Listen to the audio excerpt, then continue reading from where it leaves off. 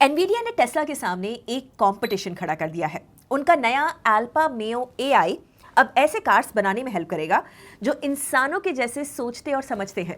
ये कैसे होगा and what it means for Tesla's iconic full self driving software. दूसरी तरफ एचडीएफसी बैंक के शेयर्स लगातार 5 दिनों से गिर रहे हैं। बैंक के एडवांसेस तो 12% बढ़े थे, फिर भी इन्वेस्टर्स इतने परेशान क्यों हैं?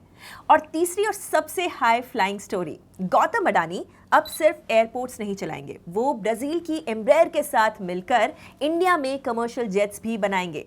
हाय एवरीवन, मैं हूं गौरी। आज हम टेक, फाइनेंस और एविएशन के उन इंटरसेक्शंस को डाइसेक्ट करेंगे जो 2026 में आपके पोर्टफोलियो की डायरेक्शन सेट कर सकते हैं। Let's jump on to story number 1।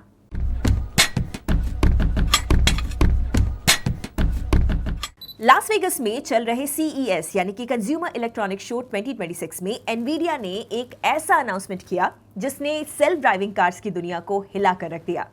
Nvidia CEO Jensen Huang ने लॉन्च किया है अल्फा मेयो, दुनिया का पहला thinking and reasoning AI platform for cars.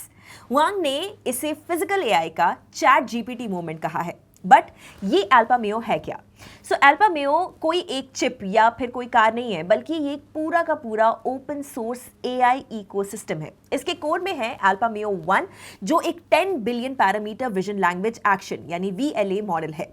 Now what makes alpha Mayo special and potentially a game changer for Nvidia? First is perception versus reasoning.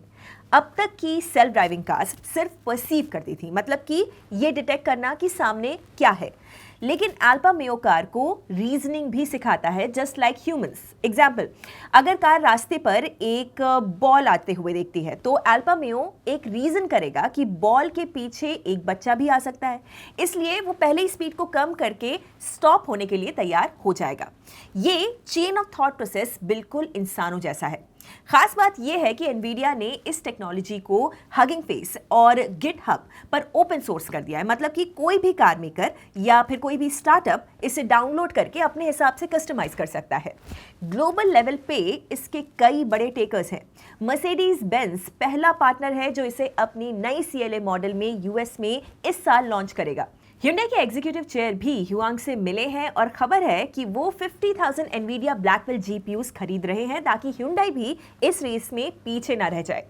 Jensen Huang का जो vision है वो clear है। वो autonomous industry का Android बनाना चाहते हैं, जब टेस्ला का FSD सिस्टम पूरी तरीके से क्लोज्ड है।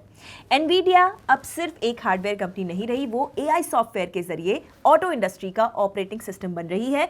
इससे उनके रेवेन्यू स्टिकीनेस के बढ़ने की उम्मीद है। इंडियन इन्वेस्टर्स को उन ऑटो एंसिलरी और टेक फर्म्स पर नजर रखनी चाहिए जो कि एनवीडिया के इकोसिस्टम में इंटीग्रेट हो रहे हैं। साथ ही HBM और हाई बैंडविड्थ मेमोरी सप्लाईज के लिए ये एक विंडफॉल गेन से कम नहीं है, क्योंकि एनवीडिया अल्फा मेयो जैसी हैवी कंप्यूटिंग के लिए HBM4 का प्राइमरी कंज्यूमर है। टेस्ला के लिए ये एक बड़ा थ्रेट है, क्योंकि अब रीजनिंग टेक्नोलॉजी कमोडिटाइज हो रही है। चलते हैं दूसरी स्टोरी की तरफ। इंडिया के सबसे बड़े प्राइवेट लेंडर HDFC बैंक के लिए नया साल थोड़ा बम्पी दिखाई दे रहा है। थर्सडे को स्टॉक फिर से गिर गया, marking it's 5th straight session of losses. Interestingly, bank का Q3 बिजनेस अपडेट काफी रोबस्ट दिखाई दे रहा है, फिर भी इन्वेस्टर्स परेशान हैं। चलिए समझते हैं what is happening. HDFC bank ने रिपोर्ट किया है कि Q3 में उनका gross advances 28.45 lakh crore rupees touch कर गया है, up 11.9% year on year. Liability side पर भी टोटल डिपॉजिट्स 11.5% बढ़कर 28.6 लाख करोड़ रुपीस हो गए, मतलब बिजनेस मोमेंटम सॉलिड दिखाई दे रहा है। तो फिर शेयर्स क्यों गिर रहे हैं? एक्चुअली असली दिक्कत है LDR यानी कि लोन टू डिपॉजिट रेशियो, जो फिलहाल 99.5% पर पहुंच गया है। सिंपल लैंग्वेज में बैंक के पास जितना डिपॉजिट है वो उतना ही लोन दे रहा है। ये सिस्टम वाइड LDR जो कि 82% है उससे कहीं ज्यादा है, मतलब on an average banks are lending out 82% of the total deposits they hold, but HDFC is going way ahead of that number. But इसमें प्रॉब्लम क्या है?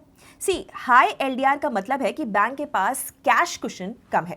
फ्यूचर ग्रोथ के लिए उन्हें या तो डिपॉजिट्स और तेजी से बढ़ाने होंगे या फिर महंगा फंड बोरो करना पड़ेगा, जो उनके NIMs या फिर नेट इंटरेस्ट मार्जिन्स को हिट कर सकता है। But LDR is not the only issue. कुछ ब्रोकरेजेस और भी रेड फ्लैग्स को रेज कर रहे हैं। फॉर एग्जाम्पल, येस सिक्योरिटीज और नमूरा मार्जिन प्रेशर की वार्निंग दे रहे हैं क्योंकि HDFC बैंक के यील्ड्स ऑन एडवांसेस ड्रॉप हो रहे हैं जबकि डिपॉजिट कॉस्ट्स अभी भी हाई हैं। On the contrary, InCred equities और एक्सिस सिक्योरिटीज HDFC बैंक पर अब भी बुलिश है। उनका मानना है कि मार्जिन प्रेशर 2026 के सेकेंड हाफ में ईज आउट होगा और रेट कट्स का बेनिफिट सेविंग्स अकाउंट रेट्स पर भी दिखेगा।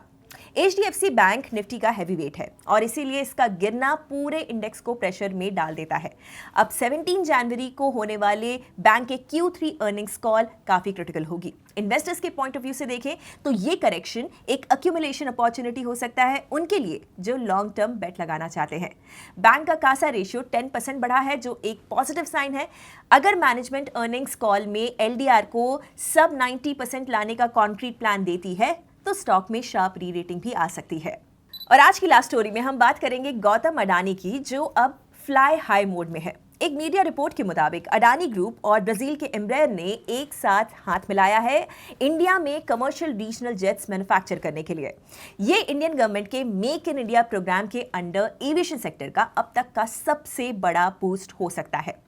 अडानी एरोस्पेस ने ब्राजील में एम्ब्रेयर के साथ एक MOU साइन किया है, मेमोरेंडम ऑफ अंडरस्टैंडिंग। MOU एक फाइनल असेंबली लाइन सेटअप करने के लिए है। इसके बाद इंडिया अब उन चुनिंदा देशों की लिस्ट में शामिल हो जाएगा जो कि कमर्शियल फिक्स्ड विंग एयरक्राफ्ट बनाते हैं। ये जेट्स 70 से 146 सीट्स वाले होंगे जो इंडिया के शॉर्ट और मीडियम हॉल फ्लाइट्स यानी उड़ान स्कीम के लिए परफेक्ट है।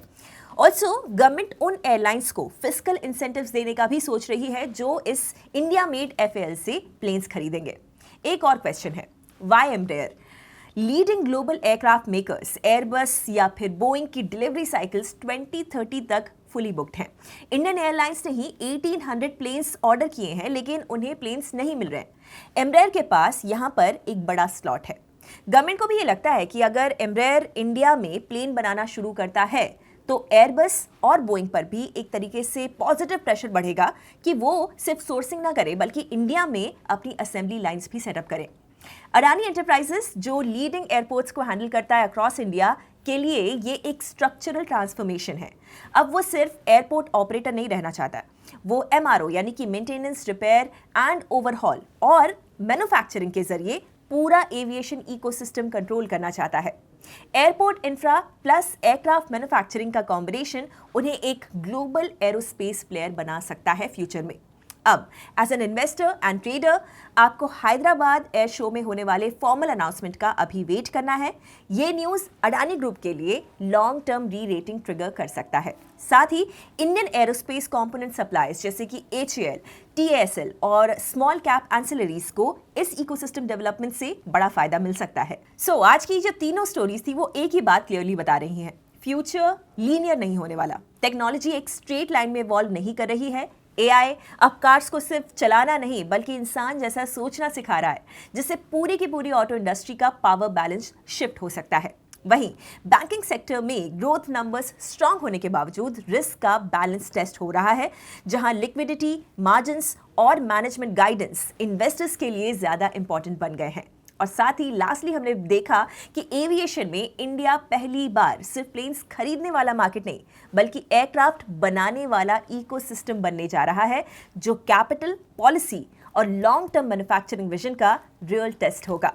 सो tell me what is your bet, let us know in the comments. और ऐसे ही रेगुलर मार्केट स्टोरीज के लिए subscribe Upstox. See you in our next video tomorrow. Investment in securities market are subject to market risks. Read all the related documents carefully before investing.